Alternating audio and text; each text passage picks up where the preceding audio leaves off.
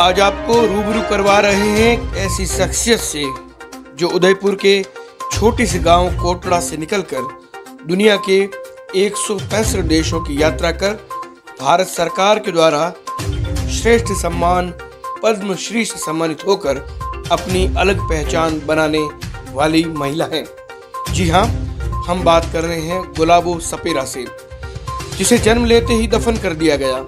लेकिन कहते हैं ना कि जिसे भगवान बचाने की ठान ले तो उसका कोई बाल भी बांका नहीं कर सकता। गुलाबो का जन्म 1960 में कालबेलिया समाज में हुआ था। वो अपने माता पिता की 7वीं संतान है।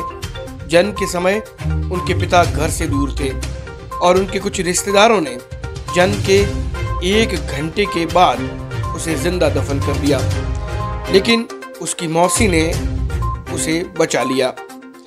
जन्म से ही उसका नाम धनवंतरी था।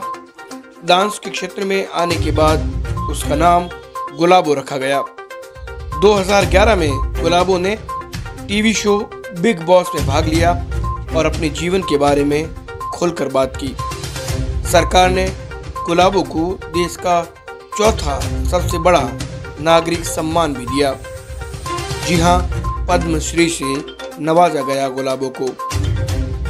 क्या कहती हैं गुलाबो? डीसीएन ने जब उनसे बात की तो अपने जीवन के कई छुए अनछुए पहलुओं के बारे में गुलाबो ने बताया। हमारे समाज में मैं पहला लड़की हूँ जिसने ये कालबेलिया डांस और ये सफ़र किया है। हमारे समाज में पहले बात तो लड़कियों को रखते ही नहीं थे, क्योंकि लड़कियों को मतलब होते ज़मीन में गाड़ देते, और उसका भी एक रीज़न था कि क्यों गाड़ते थे, क्यों मारते थे।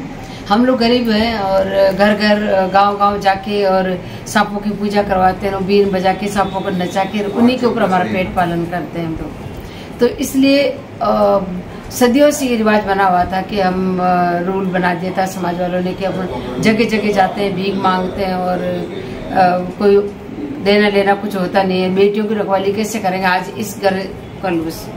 तो बस हम गुरु कनिपानाथ जी के शिष्य हैं और गुरु पंथ में है हम लोग और नाथ पंथ में है। तो बस ये रूल बनाया कि जो लड़की जन्मती है अगर रख ले कोई एक बेटी, किसी की श्रद्धा है, नहीं तो बोले जैसे जन्मती है नाड़ा नहीं काटना, जैसे जन्मती है वैसे जमीन में काट दो। तो मेरे समाज में जैसे ये रिवाज बना हुआ था और इस तरीके से मतलब चलता हुआ आ रहा था बहुत सालों से। मेरे पापा माता चामुंडा के पुजारी है और वो नहीं चाहते थे कि बेटी को मारो, क्योंकि वो माता की पूजा करते हैं। वो यही चीज से लड़ते थे कि आप धन पाने के लिए लक्ष्मी माता की करते हैं, संगीत के लिए सरस्वती की पूजा करते हैं, तो बोला और जन्म देने के लिए तो माँ होनी चाहिए, और उस माँ को बोला आप लोग गाड़ देते हो। क्या हुआ कि मेरे पापा हम लोग रास बाबरा के हैं, वहाँ से पापा छोड़ के जगह और अजमेर आ गए और अजमेर रहने लगे अलग मेरे दादा से अलग, क्योंकि दादा ने परदादा ने रूल बनाए थे, पंच थे हमारे दादाजी। तो वो मेरे पापा का मैं इस रूल से खिलाफ हूँ।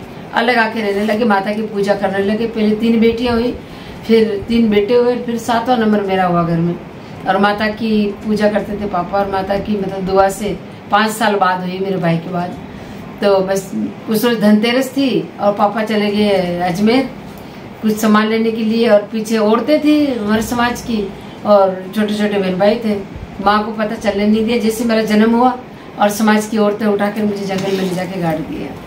तब जब गाड़ा, जब मेरी माँ ने पूछा कि भाई मेरा बच्चा हुआ था, रोया था, जिंदा हुआ है, इतना मुझे एहसास है, लेकिन गया कहाँ? 1 घंटा पर हो गया, भाई लाके नहीं दे रहे मेरे बच्चे को। तो औरतें धमका के चली गई कि तेरा बच्चा कहाँ है? कोई बच्चा नहीं है, तू चुपचाप नहा धो के और सो जा।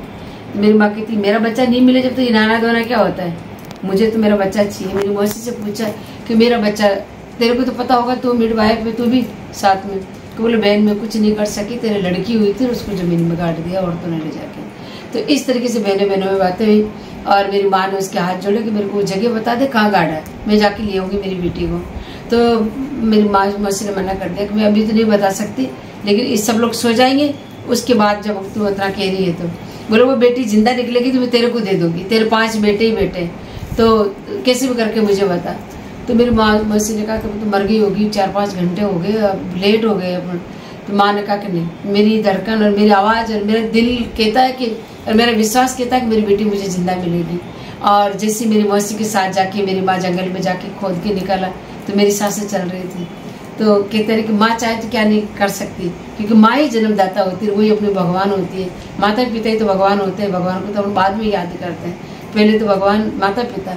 अगर वो चाहे कि ये इसकी लाइफ लंबी करनी है कि इसकी कम करनी, तो माता पिता डिसाइड करता है। नहीं, पैसे तो जिंदगी में देखा ही नहीं। जब मैं नाचने जाती थी तभी तो मुझे पैसे की गिनती नहीं आती थी, और आज भी हकीकत है कि मैं पैसे की गिनती नहीं करती हूँ, और नहीं मैं गिनती हूँ पैसे, क्योंकि जो इंसान पैसों के चक्कर में पड़ जाता है ना, वो फिर वो पैसे ही गिनते रहता है, फिर वो अपनी तरक्की की तरफ नहीं होता। मैं अपनी तरक्की की तरफ हूँ, मैं पैसे की तरफ नहीं हूँ।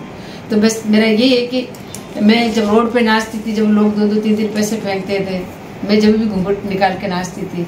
जब मेरे को पहले बार, क्योंकि मैं रोड पे भी नाचने जाती थी, पापा के साथ में भी सांपों के साथ नाचने जाती थी। समाज के लोग यही कहते हैं कि ये लड़की नाचती नाचती है, ये है कौन? मेरे पापा कहता माता है, और ये धरती माता की बेटी है, धरती पुत्री है।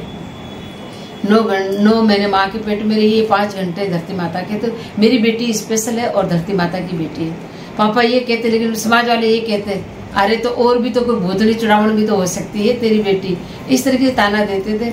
मेरे पापा डर के मारे, में 7 लड़की 6 महीने की हो गई थी तो वो साथ लेके जाया करते थे, सांपों को नचाने जाते तो मुझे। तो जब रोती में दूध के लिए, तो वो सांपों का झूठा दूध मुझे मेरे पापा पिला देते। और बस माँ भी पूछती कभी कभी कि बच्ची 6 महीने के बच्चे को खिलाते क्या, खाती तो नहीं है ये? बोले जो सांपों का दूध बचता ना, वो मैं इसको पिला देता हूँ। बोले इसको भी सांप का बच्चा बना दिया आपने तो। बोले क्या हुआ है? तो बोले धरती माता की बेटी, ये और सांप भी धरती में रहते, ये भी धरती में रहते, धरती से आई है।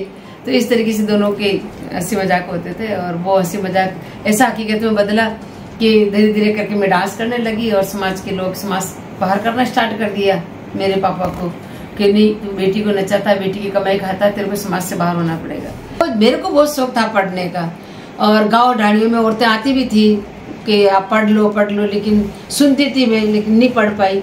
और वो पढ़ाई की जो कमी पूरी हुई, वो मैंने मेरे बच्चों में पूरी की। मेरे यही था कि बचपन से जब अमेरिका जाके वापस आई, मैंने कहा समाज के लोग शादी तो मेरी करेंगे, लेकिन शादी होगा, बेटा हो चाहे बेटी हो, मेरे को पढ़ाना।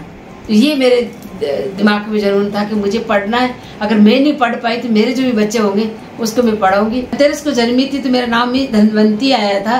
और उसके बाद जब मैं 1.5 साल की थी, जब बीमार हो गई, एक बार बहुत ज़्यादा बीमार हो गई थी, तो डॉक्टर के लेके गया भगवान दास जी के मेरे पापा। तो डॉक्टर साहब ने कहा कि बोला नहीं, ये लड़की बचेगी नहीं, ये तो बोला खत्म है, उसको घर लेके जाओ। मेरे पापा ने कहा कि ये इतनी सी बीमारी से ये लड़की मर जाए, डॉक्टर साहब आप इसको ढंग से चेक नहीं कर रहे हो, ये धरती माता की बेटी, आपको पता नहीं ये नहीं मरने वाली। बोले भाई अभी तो ये खत्म है, आप ले जाओ इसको। पापा ने कहा कि नहीं, ये अजमेर ख्वाजा शरीफ की धरती पे जन्मी हुई है, ये नहीं मर सकती। मेरे पापा अजमेर ख्वाजा शरीफ के वहाँ दरगाह में ले जाके मुझे लिटाया, और 1 घंटे बाद में गुलाब का फूल आके मेरे सीने पे गिरा, और मेरे हाथ पांव चलने लगे, रोने लगी मैं। और मेरे पापा मौलाना साहब ने कहा कि तुम्हारी बेटी सही होगी है, जिंदा होगी, इसको ले जाओ। मेरे पापा ने कहा कि मौलाना साहब गुलाब में जो लेके आया वो धनवंती को लेके आया था, अब जो मैं लेके जा रहा हूँ वो गुलाब को लेके जा रहा हूँ। आज के बाद इसका नाम ही गुलाब, और मेरे लिए ये गुलाब का फूल है। देश और विदेश के चाहे ठीक है, वो लोग अपनी संस्कृति सीख रहे हैं, आप उनकी सीख रहे हो, लेकिन जितना आप अपनी संस्कृति को आगे लेंगे, यही चीज है अपनी संस्कृति ऐसी है जो इसमें विदेशी लोग भी मानते हैं इसको, वो लोग यहाँ सीखने के लिए आते हैं, तो आप बाहर क्यों जाते हैं सीखने के लिए? अपनी कला को सीखे, अपनी क्लासिकल सीखे, अपना फोक सीखे, अपने फोक गाने, क्लासिकल गाने, मान, ये सारे सीखे, अपनी परंपरा, अपने जो संस्कृति के जो अपना रहन सहन पहन, ये सारी चीजें सीखोगे तो आप जिंदगी भर तक लोग आपकी पूजा भी करेंगे और आपको याद भी करेंगे। मेरा सपना मेरी स्कूल है, और वो मैं पूरा करना चाहती हूँ। जो मेरा पुष्कर में बन रहा है, अभी कोरोना की वजह से रुक गया है, और सरकार की तरफ से मुझे हेल्प भी मिली थी बनाने के लिए, तो वो स्कूल में बनाना चाहती हूँ। उससे मेरा एक ड्रीम है सबसे बड़ा, मैं आज आपको बताती हूँ कि मैं उन बच्चों को जो डांस सीखेंगे मेरे से, जो वहाँ कला सीखेंगे, उसमें सबसे पहले मेरा पढ़ाई का भी है, उसमें पढ़ाई सिखाना है, फिर डांस, और डांस के बाद मेरे जो हैंडीक्राफ्ट का सारा काम, जो हम लोग ज्वेलरी पहनते हैं, कसीदा निकालते हैं, ये सारा भी सिखाना है। और फिर उन बच्चों को मैं लेके वर्ल्ड टूर में निकलने वाली हूँ। ये मेरा सबसे बड़ा ड्रीम है, और उसके लिए मैं चाहे किसी के आगे मुझे हाथ जोड़ना पड़ जाए, चाहे मुझे कुछ पैदल निकलना पड़ जाए, लेकिन मैं वर्ल्ड टूर में जरूर निकलूंगी। अपने 75वां साल पूरा हो रहा है, जिसका ये एक उत्सव मनाया जा रहा है, क्या नाम है, अमृत महोत्सव। अमृत महोत्सव सब जगह मन रहे हैं, और हमारे राजस्थान में भी। तो मेरे को यहाँ बाड़मेर में आई हूँ, मैं पहली बार आई हूँ। मुझे आते ही ऐसा लगा जैसे विदेश में बैठी हूँ, मुझे हरियाली हरियाली नजर आ रही है और बहुत अच्छा लग रहा है। मेरे बच्चों की एक गाड़ी में देखो कितनी साफ सुथरी रोड, कितने अच्छे लग रहे जैसे विदेश में आ गए अपन, और मुझे बहुत अच्छा लग रहा है और आपसे मिलकर भी बहुत अच्छा लगा। और अभी तो वैसे बहुत गुलाबो का सपना है कि पुष्कर में उसका निर्माणाधीन नृत्य स्कूल होने के बाद उसके जो शिष्य होंगे उनको दुनिया की सैर करवानी है। गुलाबो ने कालबेलिया लोक नृत्य को अंतर्राष्ट्रीय स्तर पर पहचान दिलाने में अहम भूमिका निभाई है। गुलाबो आज़ादी अमृत महोत्सव के तहत नगर परिषद बाड़मेर के द्वारा आयोजित कार्यक्रम में हिस्सा लेने के लिए बाड़मेर पहुंची है, जहां वह अपने कालबेलिया लोक नृत्य की प्रस्तुतियां देगी।